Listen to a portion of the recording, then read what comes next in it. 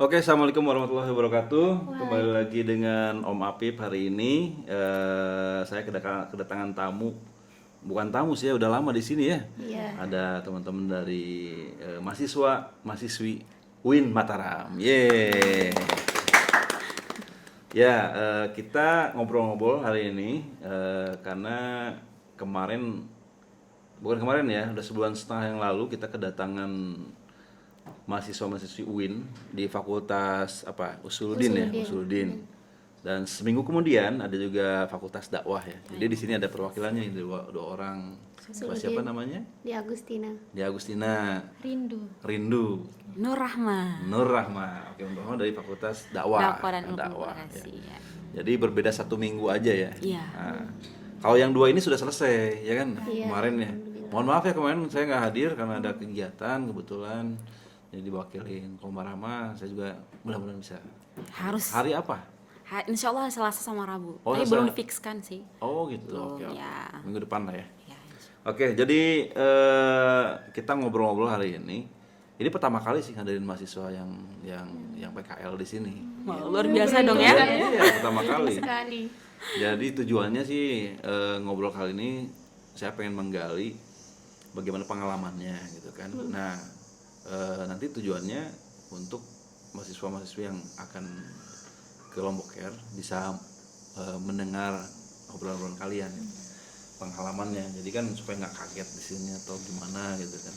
Ya. Tapi yang utama sih kan ini menarik untuk saya, menarik pasti untuk kalian juga ada sesuatu yang mungkin pengalamannya lainnya. Bisa cerita nggak sebelum PKL itu ketika akan ke Lombok Care, kalian sudah tahu Lombok Care atau belum sih kayak gimana? Belum pernah. Belum pernah ya, belum mengetahui juga ya. Belum mengetahui, Rahma juga sama ya. belum, ya. Oke. Nah, terus tiba-tiba kan datang ke sini nih, pertama Iya. kali saya lihat di postingan kita itu di tanggal 14 kalau salah ya. 12 September ya. iya. Iya, oke 12 September ada di sini kan ada untuk apa itu ya dulu? Serah terima. Setelah terima ya. Oke, setelah terima. Nah, itu kan pertama kali nih. Iya. Terus apa yang dirasakan? Ya, yang pertama kita rasakan tuh sedihnya yang kebanyakan. Oh, sedih. Pertama Iya. kali datang langsung sedih ya. Mau nangis juga lihat kondisi adik-adik yang di sini. Oke. Kalau kamu perasaannya gimana? Terharu karena Terharu. pertama kali juga melihat anak-anak yang seperti itu. Di samping itu juga kayak kita merasa bersyukur banget. Begitu. Terus Rahma? Kalau saya pribadi tuh awalnya itu ya, saya tuh paling takut. Takut. Kenapa? Iya, karena mau lihat anak-anak di sana tuh ada mohon maaf ya. Ada yang keluar matanya, terus besar ada, matanya ya. Iya. Terus Memang keluar juga ya itu ya. Iya.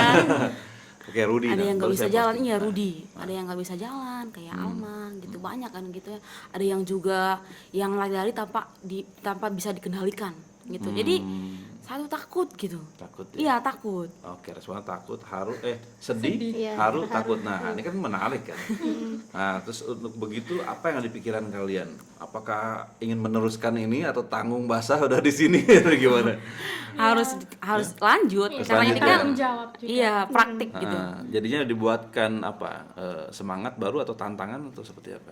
Lebih ke Tantangan sih. Tantangan. Iya. Tapi lebih ke utamaan harus semangat gitu. Harus semangat ya. Ya. Oke, berarti impresnya seperti itu ya. Nah, ketika sudah penerimaan kan melihat kegiatan fasilitas dulu ya, kenalan sama ini. Impres pertama apa yang dirasakan dengan lihat gedung ini, itu terus fasilitasnya dan anak-anaknya? Ya, awalnya saya pikir di Lombok Care ini hanya tempat terapi untuk adik-adik yang ABK gitu. Ternyata juga ada sekolahnya. Ya, luar biasa sih. Luar biasa. Ada sekolahnya juga, terapinya juga untuk mereka yang membutuhkan. Oke. Kalau Mbak? kalau saya pertama kali ngelihat tempat ini, saya mengira bukan untuk anak-anak disabilitas. Saya mengiranya ini untuk orang-orang yang terlantar. Aku mengiranya seperti itu. Oke. Ternyata setelah masuk ke sini itu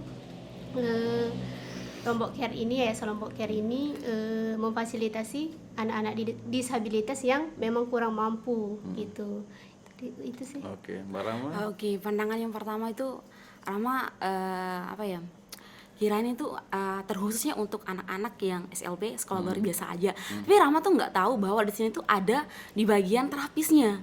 Nah, dan juga ada yang mana di bagian-bagian tertentu seperti di kantor, Peksos ya, kantor dan Peksos itu ternyata harus turun lapangan juga, survei gitu, survei orang tua apakah mereka berhak untuk mendapatkan bansos dari Lombok itu sendiri. Nah, ternyata kirain tuh hanya untuk SLB gitu. Ternyata mencakup tuh luas gitu. Luas ya. Iya. Oke.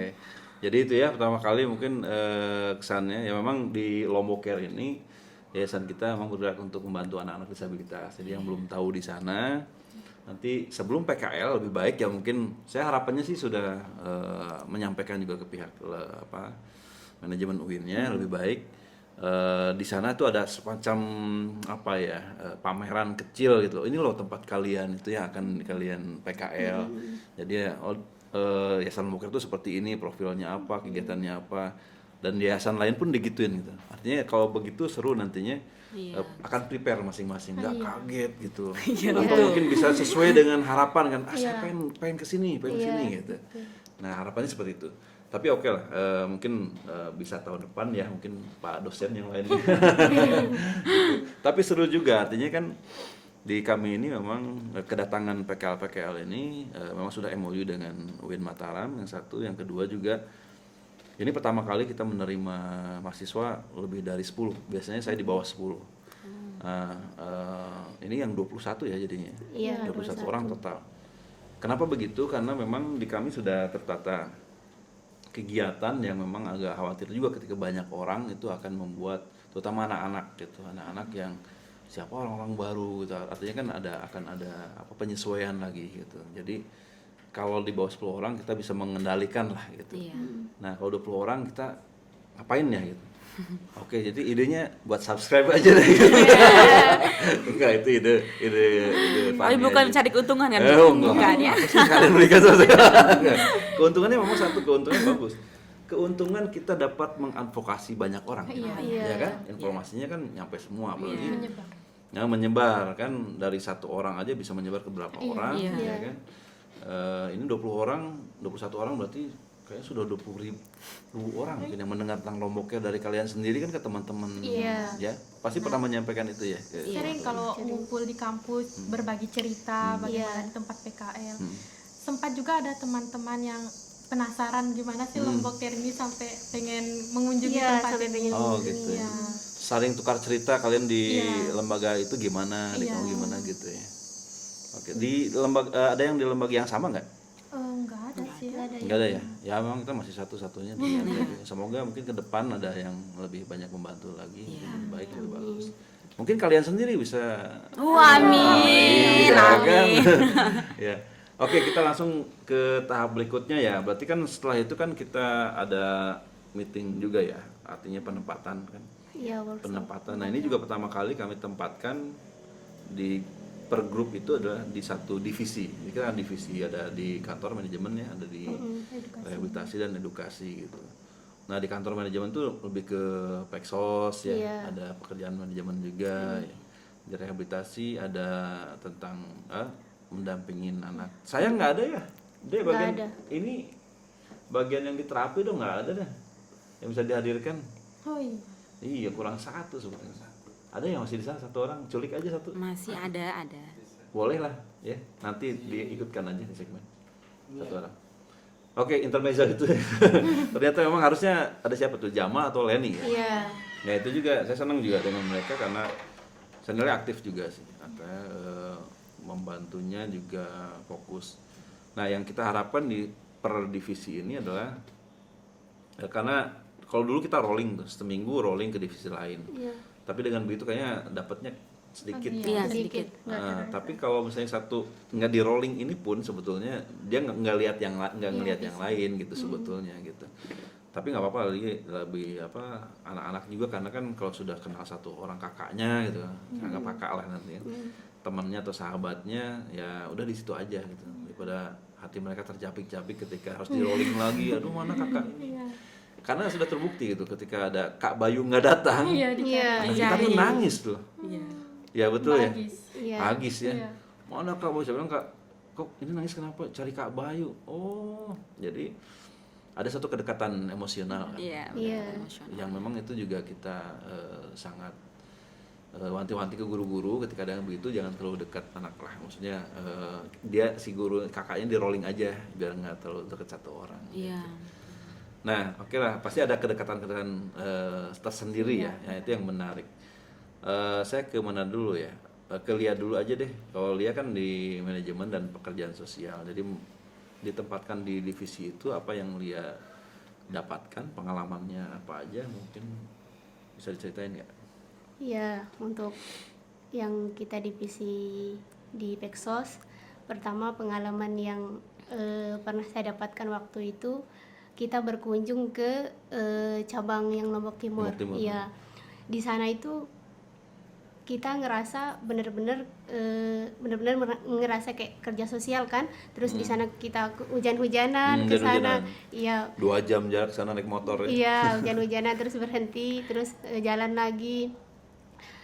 Terus itu yang membuat ngerasa kayak ini pertama kalinya, Perjuangan iya perjuangan, ikut berjuang seperti ini. Terus saya kan juga tidak pernah melakukan perjalanan jauh, Oke. agak diam di rumah, tapi ini pengalaman pertama saya gitu, sampai ke Lotim pakai motor gitu kan. Kapok ya? Enggak kapok, tapi kayak ini tantangan. Oh, tantangan. Nah, terus diajak lagi pas kedua kalinya, kayak senang gitu rasanya, Senang nggak terasa lelahnya gitu kan, Oke. karena udah ke sana jadinya kayak pengen lagi gitu ke sana. Terus di sana ketemu dengan kakak-kakak yang baik juga, yang ramah, jadinya kayak benar-benar ngerasa alhamdulillah, bersyukur banget dikelilingi sama orang-orang yang baik gitu. Oke, siap. Terima kasih ya. Iya. Kalau Mbak Rahma masih divisi ini? Ya, sama aja sih ya di bidang kantor dan Peksos. Karena memang di sana tuh banyak kita mendapatkan manfaat yang dimana dari bagian perkantoran dan Peksos itu adalah pusat informasi. Ya. Ya. Pusat informasi. betul. Karena yang pertama itu kan pusat informasi. Karena apa-apa, misalkan dari orang tua anak, apa-apa kan dilaporkan di sana. Nah, jelas kita tahu di sana kan. Nah, dan juga di sana jujur pribadi ada rasa ya pahit manisnya pasti ada. ya. Nama juga kehidupan pasti ada lah rasa iya, pahit dong. ya. Jangan Iya, gula kan aja gitu kan, kan. kopi harus pahit Ya, juga. namun kan pahit manisnya kehidupan itu sebuah pelajaran gitu, sebuah renungan atau introspeksi diri ke depannya ke mana untuk memperbaiki kita ke depannya. Dan juga di sana kita ada 5 anggota ya. Iya. 5 anggota, ada Arkan, ada Devi, ada saya, ada Ari, yang dimana di situ berbeda-beda jurusan, berbeda-beda fakultas juga. Ada 2 fakultas, jurusan PNI sama jurusan sosiologi agama. Nah, di sana juga kita memberikan tugas yang dimana kita turun ke lapangan, survei rumah orang tua anak gitu. Bagaimana kita melakukan suatu pendekatan kepada orang tua, bagaimana gaya bicara terhadap orang tua supaya kita dekat gitu. Dan juga di bagian perkantoran itu kan kita wajib nih buat laporan. Nah, dengan buat laporan kita kan nggak tahu. Ya, yang pertama kita harus mencari informasi lewat orang tua anak gitu. Berarti komunikasi Nah, orang iya, tua ya. komunikasi orang tua anak kan banyak manfaat gitu. Bagaimana kita cara kita mendekatkan diri terhadap orang asing gitu. Kita mulai belajar di situ. Nah, itu suatu manfaat, suatu keberuntungan bagi saya tersendiri gitu, Mas. Om. Kenapa? Terlatih Iya. ya? Oh iya Mbak. Oh Sumela Terbiasa di kantor tuh panggil Mas, Oh, Mbak Mas, gitu. oh gitu, Jadi iya. lupa om gitu. Ya jadi itu ya, jadi pusat informasi. Iya, dan- informasi. Ya. Mbak Rindu gimana di divisi apa? Edukasi ya, di sekolah SLB ya. Iya, benar. Gimana? Kalau pengalaman saya sendiri di divisi edukasi itu sangat luar biasa. Pertama itu, jadi kan kita jurusan sosiologi ini jauh dari passionnya yang mengajar. Tapi karena ditempatkan di edukasi, jadi kita benar-benar mendapatkan ilmu yang sangat bermanfaat dan banyak sekali yang kita dapatkan dari berbagai macam jenis-jenis Disabilitas. disabilitas, terus juga bagaimana cara kita menambah rasa sabar kita menghadapi mereka yang berbeda-beda. Ada yang hyperaktif, juga yang susah untuk bersosialisasi. Dari cara mereka berbicara, kita di situ benar-benar terlatih untuk pahami mereka dan mendekatkan diri dengan penuh kasih sayang, ya, sampai mereka kayak ditinggalkan itu sampai nggak mau ditinggalin sama kita, sampai dicariin. Ya, terus gimana cara kita untuk ngajar mereka ilmu yang kita sampaikan itu bagaimana. Jadi kita harus benar-benar pahami masing-masing anak itu bagaimana cara kita untuk memberikan mereka ilmu, bagaimana cara menyampaikannya ke mereka biar mereka juga paham gitu. Itu sih. Iya, berarti 1,5 bulan ya. Iya. Menurut kamu 1,5 bulan tuh cukup nggak sih? Menurut saya kurang. betul banget. Kurang. Ada yang kurang, ada yang aduh cepetan dong pengen. Awalnya sih pengen cepat-cepat Oke. karena kan nggak nyangka ditempatkan di tempat seperti ini, terbiasa tapi ya. setelah kita menjalani ya merasa kurang. Merasa kurang ya? Ya, pengen lagi. Nah, ini menarik nih. Kurang pengen lagi. Iya. Apa yang terjadi dengan kamu, Rindu? Karena kedekatan sama mereka, karena mungkin udah sama-sama dekat, jadi kalau mau kemarin waktu penarikan aja teman yang masih di sini tuh sampai ngechat, ini lo dicariin, nangis gitu, kenapa udah nggak di sini lagi, doang. Jadi kayak tersentuh, pengen balik lagi gitu, pengen bareng-bareng sama mereka, pagi-pagi udah main bareng gitu. Siapa yang nangis? Alma. Oh, Alma nangis. Iya. Emang kamu dekat sama Alma ya? Alma ya, walaupun nggak ngajar di kelasnya si Alma, tapi kan sering bareng waktu istirahat, pulang juga sering main gitu. Si Abang juga, Abang ini kan dia kayak susah buat diatur, tapi karena udah dekat jadi nyariin juga gitu. Iya. Bisa nurut sama kamu? Iya, bisa nurut. Itu sih yang pengen Hah? nambah di sini karena mereka bisa nurut gitu, udah bisa nurut, diatur. Apa kira-kira menurut kamu kedekatan kamu dengan Alma dengan Abang ini yang membuat mereka bisa dekat dengan kamu? Mungkin karena kita sering berkomunikasi juga, sering main bareng, sering berbagi cerita gitu, sering mendekatkan diri sih, makanya bisa sampai dekat sama mereka, sampai dicariin juga gitu. Ya karena mungkin bisa jadi juga pertemanan mereka tidak pernah didapatkan di rumahnya, itu bisa jadi juga. Ya kan didapatkan hanya di sini dengan kakak baru yang sangat baik gitu kan. Satu menimbulkan motivasi untuk dia juga, tapi memang ada satu kekhawatirannya ketika sudah nyaman gitu dengan ada teman baru nih, nah, kakak ini akan nggak ada gitu. Nah itu yang akhirnya kita harus menjelaskan juga nantinya. Nah memang di kita diwanti-wanti ketika nanti kamu belum pulang ya, deket sama siapa, ngobrol dulu sama anaknya gitu, karena anak-anak ini kan memang sangat berperasaan ya gitu. Kemarin beberapa hari sebelum penarikan sempat kita ngasih tahu kalau kakak tinggal 2 hari nih di sini gitu, terus mereka kayak sedih gitu, kakak nggak kesini lagi gitu, bakalan sering main kesini gitu. Kamu katanya siapa yang nangis kemarin? Rindu atau siapa yang nangis katanya? Ada yang nangis katanya? Pas penarikan nggak mau pulang katanya. Gitu ya. Memang Rindu juga salah satu yang udah ngobrol ke saya. Boleh nggak kapan-kapan Om kesini lagi? Oh silakan katanya.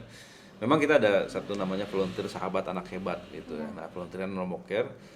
Sebetulnya cara menjaring kami itu ya seperti orang PKL itu. Dia harus dekat dulu 1,5 bulan, dia ketemu nih siapa sahabatnya gitu kan. Berarti kamu udah ketemu 2 orang tuh sahabat. Nah, sahabat itu nanti saya jelasin di segmen selanjutnya aja ya. Nah, kalau tertarik untuk itu silakan datang lagi ke saya karena seru itu. Itu program juga mau kita jalankan gitu. Nah, oke, selain itu kalau Mbak Lia gimana Mbak Lia? Nih, saya sedikit jujur ya, Mas. Oh ya, jujur. Om. Iya, harus jujur. Saya sedikit iri nih sama Mbak Rindu yang di bagian edukasi. Karena dia itu kan jauh lebih dekat sama anak-anak. Sedangkan kita yang di kantor paling mereka cuma salaman pas waktu pulangnya kan. Kita tidak yang kayak ya lama sama mereka gitu kan. Itu yang kadang bikin iri.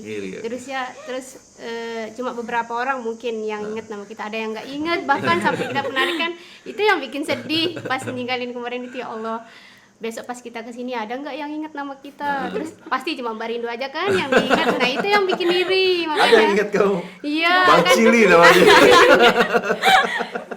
itu yang bikin iri. Ya gitu ya. Ya, Maaf jadi ya Mbak Rindu. ada rasa bangga karena Ya, sudah betul, sama betul. adik-adik. Nah sebetulnya ini yang ada rule-nya kan, seperti permainan lah di sini. Saya kasih rule kan, silahkan kalian bertukar kan. Ternyata apa nanti nggak mau tukeran gitu, nggak tahu apa yang terjadi. Iya, Apakah bener satu nggak? nyaman di sini, ini nyaman di sini. Mungkin kayak kamu juga pengen tukeran, nggak ada yang mau, padahal paksain aja nggak apa-apa gitu. Ya itu ya mungkin salah satu ya bagaimana solusinya sih sebetulnya untuk saya. Mbak Lia boleh aja dekat dengan anak, bisa ngambil kesempatan karena di kantor tuh lebih luas sebetulnya, bisa ke edukasi ke sini, bisa mencari anak sahabat juga sebetulnya di sana. Kalau Mbak Rahma gimana sampai saat ini? Oh ya, kan kebetulan Rahma bukan apa ya, Rahma tuh lebih senang ke anak-anak sebenarnya, lebih senang ke anak. Kemarin kan awalnya takut sama si Rudi, sama siapa satu lagi, Ilham. Ilham karena memang dia sering ganggu-ganggu gitu, dia jahil. sama abang juga. Terus sama yang Radit yang suka ganggu-ganggu sering ini kayak gini. Gitu ya, Masya Allah banget itu. Nah, oh ya sama Safa. Safa. Nah, itu Rahma dekat sama dia, Safa, Sering ngobrol sama Alma dia? sama Samira, iya. Kalau mereka pulang kan Rahma tuh hampiri mereka. Biar antara saya dengan anak-anak itu dekat gitu. Nggak semata-mata di edukasi. Karena memang ada edukasi kan. Iya. Ya pasti kan mereka kan setiap hari bertatap muka. Sedangkan kita kan pas pulangnya aja ya mereka kan gimana? Karena anak-anak di sana kan mana yang mereka lihat itu yang mereka kenal gitu. Iya, betul. Nah, makanya kita harus punya cara tersendiri gitu. Ya, Apa dengan caranya? caranya kita bermain-main, Oke, menanyakan oke. kabar, udah makan atau gimana. Kadang saya juga iseng-iseng mereka, udah punya pacar enggak gitu. Ya gitu.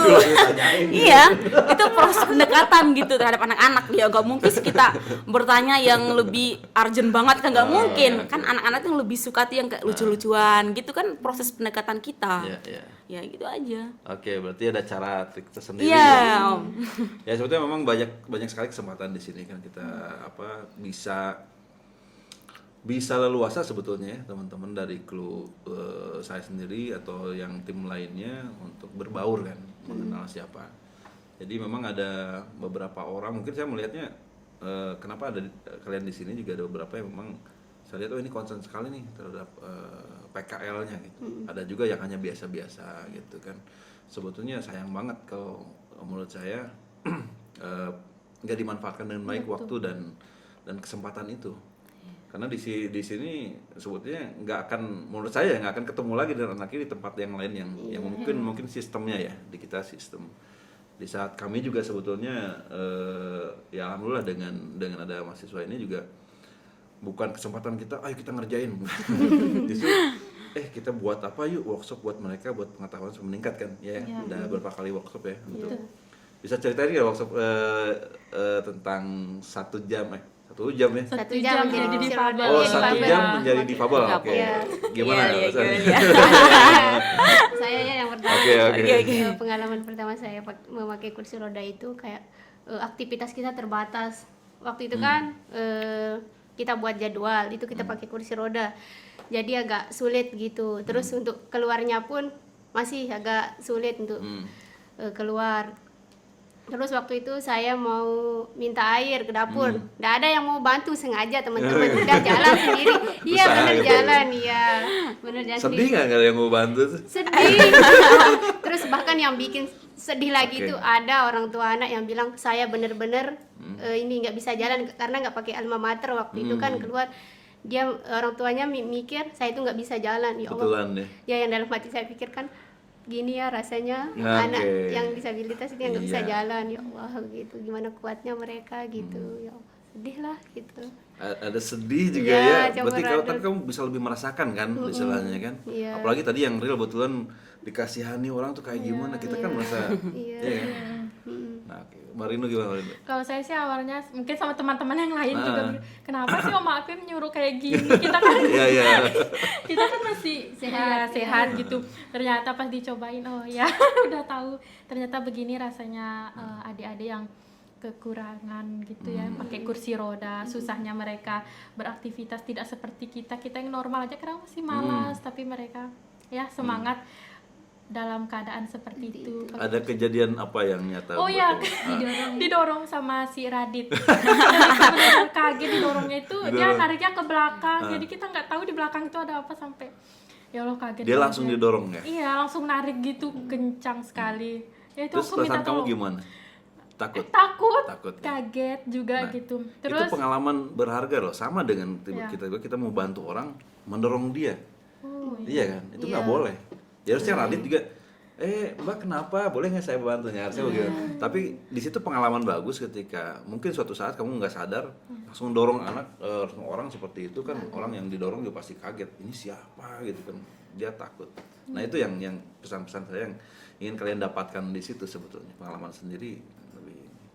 Terus apa lagi? terus ya itu setelah kejadian itu si anak langsung minta maaf sih, Oh, minta gitu maaf, ya. ya. Merasa bersalah juga karena kan sempat kaget terus ya berhenti nggak beraktivitas lagi gitu.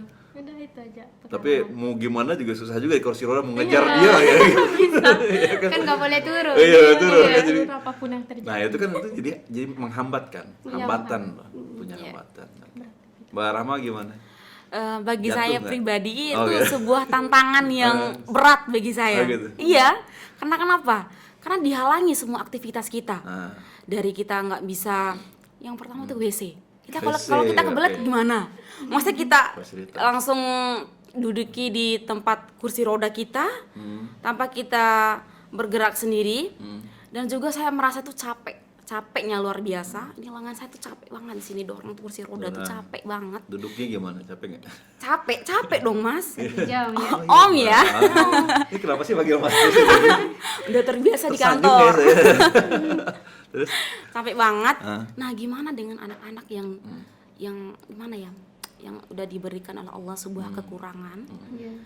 itu setiap harinya kayak gitu kursi roda, itu bagi saya itu gimana ya, sebuah apa ya, pukulan yang dimana kita harus mensyukuri apa yang diberikan oleh Allah Subhanahu Wa Taala.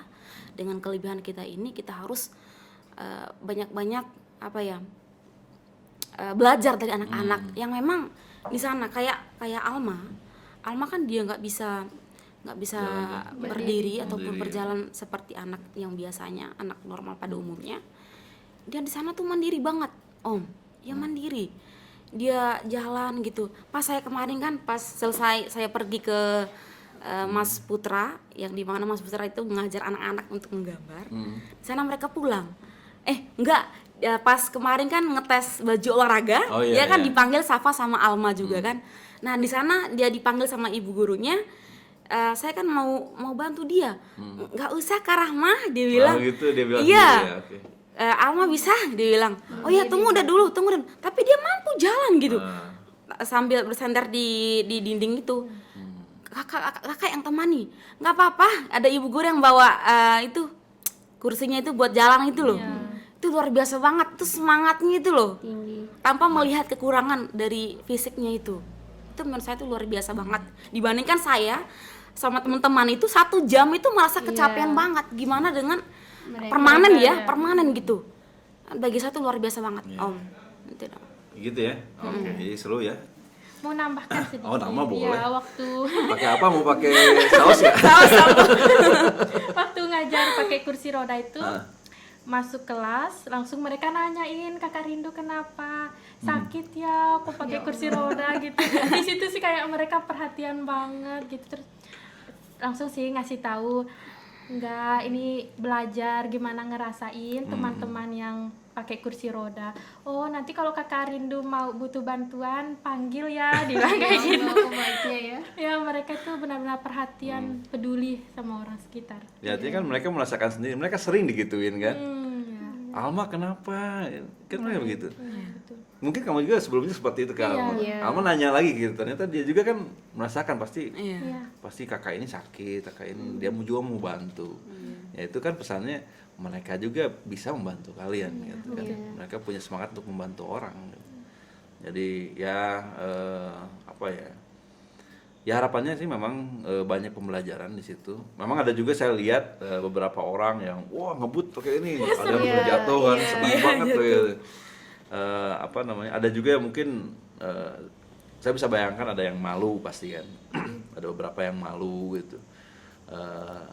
Ya itu saya nggak tahu juga kalian ada perasaan malu atau enggak, karena itu pasti juga terjadi di dalam hal mencoba kursi roda itu, apalagi 1 jam kan. Aduh, saya harus pakai ini, gimana perasaannya, duduk aja cepat gitu. Nah itu juga yang dirasakan sama adik-adik, teman-teman yang difabel lainnya. Nah harapannya nanti ya ketika bertemu itu, atau kalian kan mungkin di kampus ya. Tadi bagus tuh sudah bagaimana kalau ke toilet ya kan. Iya. Nah kan toilet juga untuk disabilitas kan ada ukurannya, Iya, ada pegangannya. Nah itu harus disediakan ketika ada diskusi-diskusi nih tentang disabilitas atau aksesibilitasnya kan di kampus kan, atau di jalanan, ya kalian bisa menjelaskan betapa susahnya gitu. Saya lihat beberapa di trotoar yang dekat-dekat sini aja Menenting gitu kan trotoarnya banyak guiding block gitu kan buat, tapi kan ada yang besi itu tutup buat trotoar itu, buat selokan. Itu kan banyak yang hilang tuh. Iya. Kalian bisa bayangin nggak ya tuh orang sulit sekali. bisa langsung nyemplung ke situ gitu. Ya itu dia. Terus juga ada trotoar yang dihalangin sama benda dan lain-lain. Itu juga menghalangi teman-teman disabilitas untuk beraktivitas. Nah juga di kursi roda itu kan kalau naik kan bagaimana kalau dia curam gitu, nggak bisa naik dia. Atau kalau turun dia pasti jatuh. Iya, jatuh. Nah itu yang harus diperhatikan. Artinya yaitu pembakaran sedikit buat teman-teman di saat mungkin di kampusnya atau dimanapun nanti ya setidaknya bisa memberikan juga pendapat ya, memberikan motivasi ke yang lain, memperhatikan aksesibilitas, karena memang dibuktikan dengan mereka ini perasaannya akan begini gitu ketika tidak difasilitasi gitu kan. Ya susah ke kamar mandi gitu kan, terus apa lagi tadi ya akan bahaya ketika didorong gitu kan dan lain-lain. Nah karena di kampus ini kan di kalian di kampus sudah ada yang ini inklusi nggak? Ada teman-teman yang difabel juga? Belum ada. Ada. Saya punya teman juga, sahabat juga yang penyanyi saya malah yang dia tunanetra kemarin di kampus ya, salah satu kampus lah. Nah dia sama juga PKL gitu. Tapi kalau PKL kan dicampur nih, teman-teman kelasnya campur. Ternyata dia sama teman-temannya malah dimusuhin, dijauhin. Berarti kan kasihan banget gitu. Dia dianggap nggak bisa, padahal dia pintar. Dia penyanyi. Tapi ada yang unik. Kamu bohong aja, kamu bisa nyanyi, kamu kenal sama artis dan lain-lain. Padahal betulan si sahabat saya ini, ini dia penyanyi betulan memang gitu. Dan teman-temannya Yovie Widianto dan lain-lain itu memang temannya dia gitu. Nah seakan-akan yang temennya itu nggak percaya gitu, padahal ya jauh dari itulah. Tapi yang disayangkannya ya itu berarti di kampus belum ada mungkin sosialisasi tentang bagaimana cara kita berinteraksi dengan teman-teman difabel. Ya berarti harus diberikan penguatan bahwa mereka juga bisa, harus dilibatkan. Ya, kalau kita tidak dilibatkan kayak misalnya kamu untuk dikasih minta bantuan teh aja pada nggak mau bantuin kan, kamu sedih kan? Iya, sedih. Harusnya udah kayak gini nggak bisa gitu. Nah hal begitulah. Jadi semoga bermanfaat sih untuk itu. Terus apalagi sih yang didapat dari Lombok Care? Oh iya, ini saya salut sama kebersamaan dan kekeluargaannya itu erat banget di sini. Ya, karena memang gini. Awalnya kita kan biasa kan orang baru kan malu-malu gitu. Kita juga jarang berkomunikasi di bagian rehabilitas. Kan kita tuh awalnya diem, cuek, nggak bisa apa-apa, nggak bisa ngomong apa-apa, takut disalahin juga. Tapi ini loh, saya tuh senang sama kakak-kakak itu, mbak-mbaknya itu yang ngajak ngobrol. Nah situ ya kita mulai pendekatannya. Pokoknya kekeluargaannya di sini tuh erat banget. Saya gitu senang, ya? Saya nyaman banget gitu. Nggak mau pulang lah. Nggak mau pulang. Apa nginep sekali ini? Nyaman, gitu pokoknya ya? Senang saya. Kalau Lia gimana Lia? Sesuai dengan namanya Lombok Care, benar-benar peduli. Iya, memang benar-benar peduli. Terus bukan pengalaman, menurut saya ya Lombok Care ini juga menyembuhkan salah satu penyakit kita ya, gitu. kedisiplinan. Kedisiplinan. Ya, benar-benar Oke, disiplin. oke. Kita juga kan mahasiswa kayak males banget gitu ya. Tapi di sini belum jam 8 kita udah stay di sini jadi jam 7-nya itu kita udah siap-siap. Coba kalau ke kampus pasti belum 10 menit kita masuk baru itu kita jalan. Tapi ini benar-benar kita merasakan kayak oh seperti ini loh dunia kerja, harus kita benar-benar disiplin. Jadi disiplin itu kan kunci dari sebuah keberhasilan. Oke, Iya. disiplin kunci dari sebuah keberhasilan. Keberhasilan. Wah, itu. Iya, luar biasa. benar kan? Mbak Dina gimana? Ya, sama kayak Lia ya, benar katanya dia kedisiplinan yang apa ya merubah kita yang malas. Kalau di edukasi sih dia jam 7.30 itu harus sudah ada di Nggak ada ya, sini lebih ya. pagi lagi Ya ya. lebih pagi Tapi karena pulang kan- lebih cepat dia. ya jam 7.30 itu harus sudah ada stay di sini karena kan adik-adik masuk kelas gitu. Tapi semangat kalau mau ke sini karena bisa ketemu sama adik-adik juga. Itu sih yang bikin semangat ketemu sama mereka gitu karena mereka juga kan semangat ketemu sama kita juga tambah semangat ada di sini. Iya, oke. Ya memang disiplin ya di sini juga mungkin ada dari saya sendiri ya atau teman-teman yang lain, tim lain juga selalu mengingatkan ya. Memang kalau kita di PKL menurut kita di sini memang kita ini sedang belajar untuk di dalam hal dunia kerja kan. Nah, kerja apapun di sini juga sama kerja sosial tapi dengan profesional. Jadi kita juga memperlakukan teman-teman bukan mahasiswa lagi kalau sudah di sini, artinya tim kita nih tim untuk mendampingi anak-anak sama kerja. Jadi ketika ada apa-apa sama harus minta izin ya. Iya. Saat pulang ke kampus pulang ke kampus mau kuliah katanya dan lain harus ada izinnya. Ketika nggak ada izin ya kita tegur juga gitu. Kalian kemana gitu.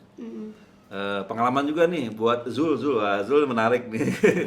Zul itu salah satu yang keren soalnya anak ya. Cuman emang ada pernyataannya Zul ini, wah di Lombok Care bisa membuat saya disiplin lebih pagi. Saya lihat enggak juga, datangnya 10, tapi pas kebetulan waktu itu 10 dia mau masuk. Zul sini dulu Zul, nah kita ngobrolin, saya kasih motivasi untuk dia. Ya satu yang saya ini memang ya apalagi dia sudah ada komitmen kan harus dibuktikan. Yang kedua juga dia tidak ada beritahuan kalau dia akan telat. Sebenarnya nggak apa-apa telat, asal misalnya memberi komunikasi dulu, titip ke siapa misalnya, tolong saya akan telat, itu nggak apa-apa. Nah itu kan salah satu yang kita coba biasakan supaya nanti di tempat kerja sesungguhnya kalian di mana kan itu sebetulnya hal seperti itu yang sangat penting gitu. Di situ ketika Anda bisa seperti itu kan nanti si pemberi kerja senang gitu kan, wah ini komitmen itu dan lain-lain. Nah dengan Zul juga akhirnya kan ketika kita ngobrol-ngobrol itu ada Ali juga di situ. Ali tiba-tiba ngomong bahasa Inggris gitu. Wih keren nih. Oh what's your name? Wih keren Ali. Zul saya bilang, kamu masih mau masuk nggak? Masih om. Ya udah. Tadi saya suruh pulang kan. Udah kalau gitu kamu layanin Ali deh, belajar sama Ali. Dia langsung deg-degan gitu kan. Bahasa Inggris tadi ngomongnya gitu. Tahu Ali kan ya? Iya tahu. Nah, saya kaget juga kok Ali ini kan hyperaktif atau autis gitu. Autis ya. Dia langsung ngomong bahasa Inggris, saya baru pertama dengar juga, keren kok Ali itu. Ya udah, Zul silakan. Saya contohin dulu. Akhirnya Zul dengan muka merah itu, ya Ali. Tapi dia langsung belajar juga, sama-sama belajar. Nah itu keren. Ya mudah-mudahan teman-teman mungkin di sini ketika kita memberikan arahan dan lain-lain, tujuannya memang satu aja sih, untuk supaya itu juga ada bekal. Entah itu mungkin nanti diterima atau enggak, yang penting kita sudah lega juga memberikan hal yang bagus dah. Karena kalau kita membiarkan itu sebetulnya tidak bagus untuk kita, sama tidak mengedukasi juga gitu sebetulnya. Jadi kita pun ketika janjian misalnya pernah suatu saat Budi, jam berapa nih? Oh Dede ya mau ke Lombok Timur jam 7 udah nggak ada orang. Ya teman-teman marah-marah di sini. Kenapa marah? Ya karena sudah komitmen. Nah komitmennya nggak ada ya pasti itu namanya penghargaan sih. Kalau kita ngomongin kita harus menghargai orang lain nih, bukan diri kita kan, ada orang lain tim kita gitu. Kita harus mampu bekerja sendiri atau dengan tim. Nah dengan tim kan banyak orang yang harus kita jaga. Nah itu sih banyak pesan-pesan sebetulnya. Yang mudah-mudahan aja sih bisa bermanfaat. Nah, saya mau tanya lagi, kalau di Peksos kan pernah ada yang pendampingan medis nggak, ikut ke rumah sakit, nah memberikan obat bantuan, ya kan? Iya. Rahma ya, Iya. coba Rahma gimana? Oh iya. Kalau di bagian kantor sama Peksos memang harus turun lapangan ya, yang dimana kita sama Mas Budi sebagai koordinator kantor juga, kita turun sama-sama. Ada yang 2 orang, ada yang 3 orang. Nah, di sana kita juga seperti anak-anak, seperti dua orang kemarin ada Zul sama Malik. Di situ saya beri ngantar gitu. Itu kasusnya apa? Izul sama Malik bisa cerita? Kalau Izul itu dia kekurangan gizinya ya. Gizi ya. Kekurangan gizinya. Kalau Malik itu kemarin dia tuh sama itu Izul kekurangan obat. Jadi perlu mereka dua anak itu harus konsultasi mengenai perkembangan pada Malik sama Izul.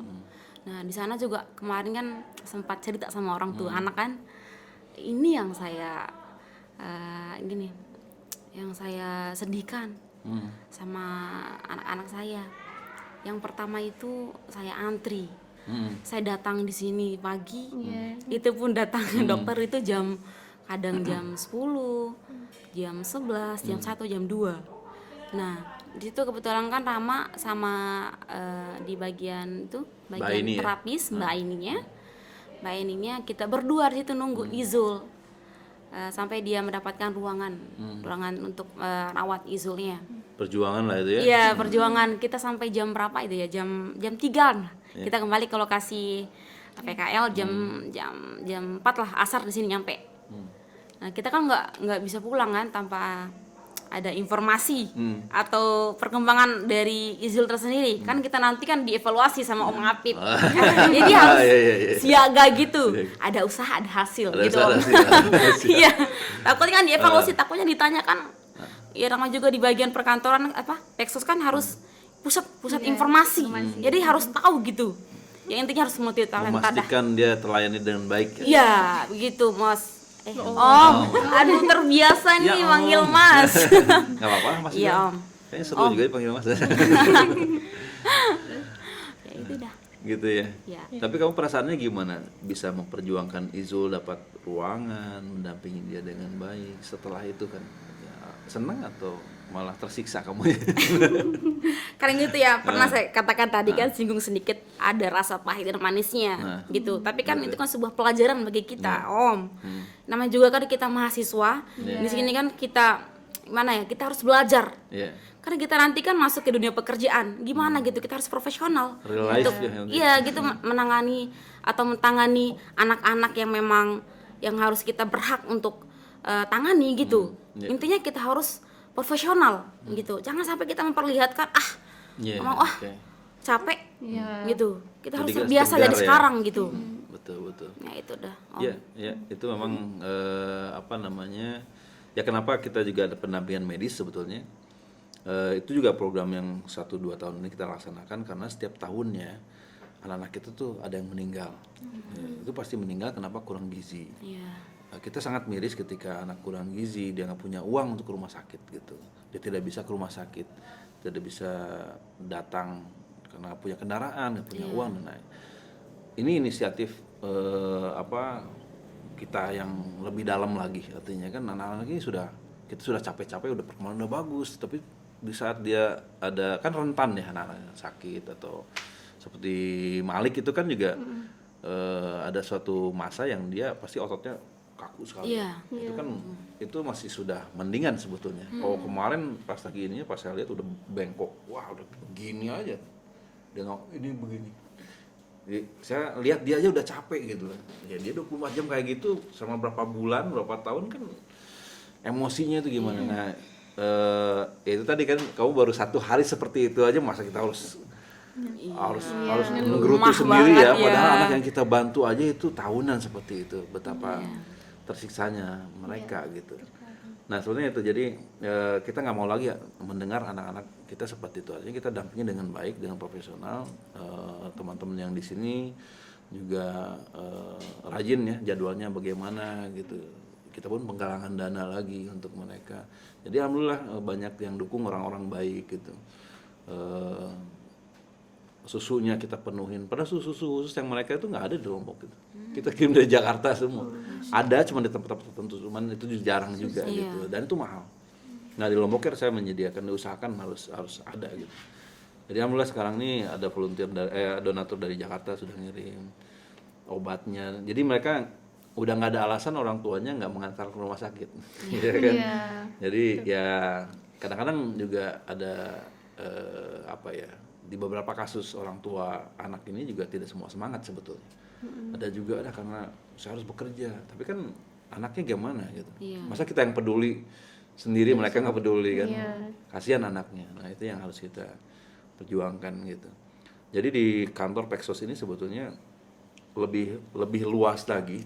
Kalau ini kan khusus ngajar ya. Tapi kalau di dalam hal pendidikan mereka udah oke, tapi di keluarga lingkungan nggak oke misalnya kan. Nah, yang turun adalah Peksos gitu nanti Peksos ada laporan. Nah, ini kurang gizi nih perlunya, nanti report ke kita mikir dari mana cari duitnya untuk itu nih. Cari orang-orang baiknya gitu. Dan bensin ada, mobil ada, udah jalan-jalan gitu. Jadi hal terpenting sih untuk kita empati kita ya, pedulian kita, karena nggak cukup dengan rehabilitasi, nggak cukup dengan edukasi, ya advokasi juga harus ada ke semua bidang kan advokasinya, nggak hanya ke orang tua, ke lingkungan, ke ya banyak hal. Nah itu yang 1,5 bulan itu sebetulnya ya memang nggak cukup ya untuk memahami bagaimana kita bisa mendampingi anak-anak ini dengan sangat baik lah gitu kan. Nah di Lombok kan banyak ya yang kenapa kalian heran nggak tiba-tiba ada Ari Julian konser di sini gitu. Ya, tapi kan terhibur juga ya. Ya. Apa tuh kesannya ada musik, bisa fresh nggak? Karena dari masuk ya? lagunya Om kemarin kan ada maknanya gitu, nggak sembarangan buat ciptaan lagu, enggak, tapi ada maknanya. Kayak kemarin kan anjing sama plastik, kirik apa ya? Kirik dan plastik. Kirik sama plastik kan? Anak anjing. Iya, kirik anak anjing, yang dimana kita bukan hanya saja di bagian lingkungan merusak, tapi di lingkungan perbinatangan kan. Jadi mereka kayak sapi kemarin kan dibahas juga kan, itu kan pernah dibedah dalam perut sapi itu ada plastik semua. Kan seharusnya kan sapi kan makan rumput, tapi ini plastik gitu.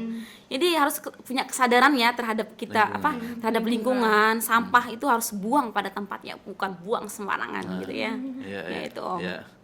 Ya jadi memang menarik ya, di kita memang Lomboknya juga mendekatkan kesenian ke anak-anak ini.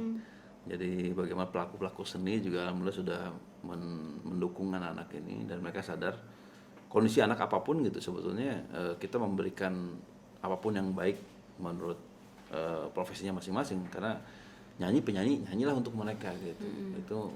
Itu menguatkan motivasi anak-anak lebih tinggi lagi sebetulnya.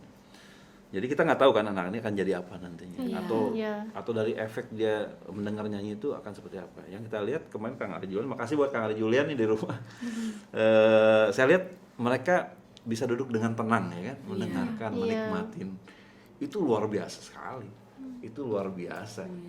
Apalagi lihat mahasiswa juga ikut berdendang.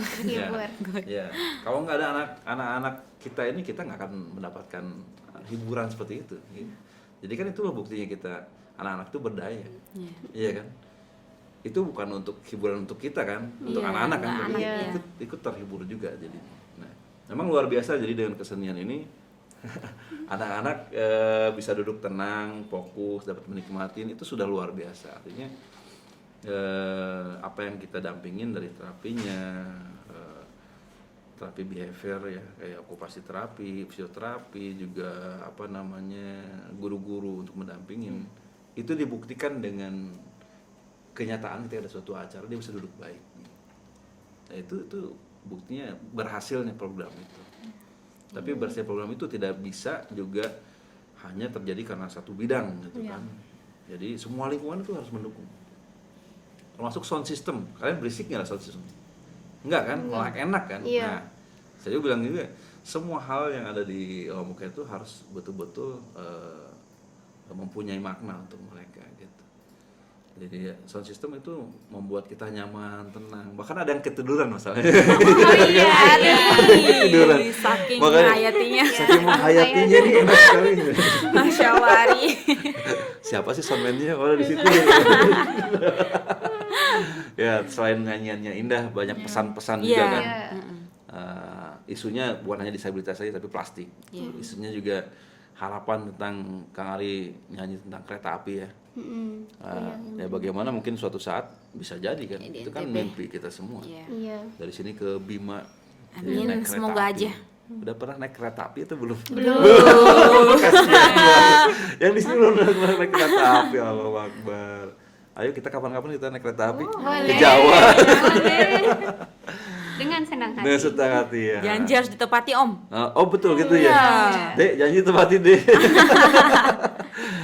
Oke, di situ ada konser musik ya. Iya. Jadi sengaja juga karena kita juga ya ingin berterima kasih teman-teman juga ya, kita ada teman-teman yang menghibur sekalian gitu di situ. Terus apa lagi ya program kita ya? Oh, menonton film Alma. Oh iya. Oh iya. Ada sempat kita kasih nonton film. Oh, nonton kan semua kan? No, untuk Oke, apa yang terjadi di situ? Nah, terharu Terharu. kan, iya, karena walaupun mereka kekurangan ya, tapi mereka punya mimpi yang luar biasa seperti si Alma pengen jadi pramugari. Ya itu sih yang buat tersentuh. Terus jadi model, dia berjuang walaupun pakai kursi roda, dia tetap pengen jadi model. Itu dia berjuang. tapi kalian mikir nggak apa namanya dengan berakting Alma apakah dia punya bakat atau bagaimana? Iya, Ih, bakatnya luar biasa banget Oh, gitu menurut ya? saya. Iya, apalagi Katanya sama. latihannya cuma beberapa hari. Intonasinya tuh luar Iya. biasa. Kita aja Iya. tidak mungkin bisa latihan 3 kemarin hari. kan sempat tanya berapa lama Bagus dah pokoknya. Oh, gitu Saya ya? suka dengan Iya. suaranya. berapa lama sih mereka latihan kan, terus kemarin sempat diceritain, kita juga heran kok bisa sebagus bisa ya? hanya berapa hari. Iya. Beberapa hari. Malah kebalik ya. Artinya kan di posisi yang menurut kalian kan mereka kekurangan. Iya. Iya. Tapi di sisi lain kok mereka lebih dari kita ya gitu ya. Nah, itu. Intinya di balik kekurangan ada kelebihan. Ada kelebihan. Iya. Tapi satu kuncinya sebetulnya sih untuk teman-teman disabilitas, orang disabilitas tuh mereka hanya ingin kesempatan. Mereka tidak akan menjadi seperti itu kalau tidak diberi kesempatan. Iya. Kuncinya di situ aja. Yang mereka oke lah apa namanya berbaur dengan kita, tapi kalau mereka tidak beri kesempatan untuk Iya. berbicara, tidak beri kesempatan untuk bernyanyi, menunjukkan skillnya, ya mereka nggak akan jadi apa-apa. Iya, betul. Sama dengan kita itu kan sama aja kan, kalau tidak diajakin ya nggak akan diajak kan, nggak akan berkembang gitu kan, Iya. diam aja. Nah itu sih kunci penting lagi untuk teman-teman disabilitas, mungkin nantinya kalian berteman atau bersahabat nanti kesempatannya harus dibuka lebar untuk mereka apapun gitu. Iya. Ada lagi? Iya, waktu selesai nonton film Alma itu jadi buat motivasi di kelas. Jadi saya tanyain satu-satu, seperti si abang cita-citanya mau jadi apa? Dia bilang jadi polisi. Nah dari situ saya kayak kasih motivasi. Di Oke. saat dia tidak mau mendengarkan, saya langsung bilang, abang kan katanya mau jadi polisi, masa sih nggak mau nurut sama gurunya? Nah. Dia langsung diam, belajar yang tenang gitu. Mau jadi polisi kan? Iya. Langsung dia nulis gitu. Oh dengan gitu, tekun pinter dia. ya berarti udah ketemu Iya. triknya gitu ya. Hebat. Ya, sudah tahu trik-triknya. Iya. Nah, kesimpulannya dengan anak-anak disabilitas ini seperti apa sih kalian memandangnya sekarang ini, dari sebelum dan sekarang? Memandangnya bagaimana? Kalau menurut saya mereka itu adalah anak-anak spesial. Spesial. Iya. Oke. Karena kan di samping ada kekurangannya, ternyata mereka itu ada kelebihan tersendiri di dalamnya. Sedangkan kita juga kan ngerasa belum tentu kita seperti mereka, punya bakat seperti mereka. Ada potensi tersendiri di anak-anak itu. Betul. Dan yang saya lihat sendiri dari mereka itu percaya dirinya, semangat Percaya juangnya diri. yang tinggi. Oke. Kita aja belum tentu memiliki semangat juang yang tinggi. Kadang kita juga nyerah gitu. Oke, Mbak Rindu. Kalau saya waktu sebelum dan setelah ini, saya mikir, oh pasti sih mereka nggak bakalan mau ngedengerin kita, apalagi ya ternyata setelah kita dekatin mereka lebih nurut gitu, lebih mau mendengarkan. Itu sih mereka juga sama seperti kita yang normal ini, kalau dideketin terus kita pahami karakter mereka masing-masing, mereka juga pasti nurut sama kita Gitu ya. Iya. Bisa berbaur ya. Bisa gitu berbaur Oke. ya. Mbak Rama? Ini anak disabilitas itu bukan berarti mereka tidak bisa menggapai cita-citanya. Anak disabilitas kan namanya juga kan manusia ya, manusia yang dimana mereka tuh punya rasa ingin mendapatkan cita-cita, keinginan atau kemauan. Jadi Sama seperti yang lainnya. iya, sama lainnya. Itu menurut saya bukan sebuah tantangan bagi mereka untuk saya ini harus kayak gini. Saya harus jadi kayak Alma kan cita-citanya jadi apa? Pramugari kan.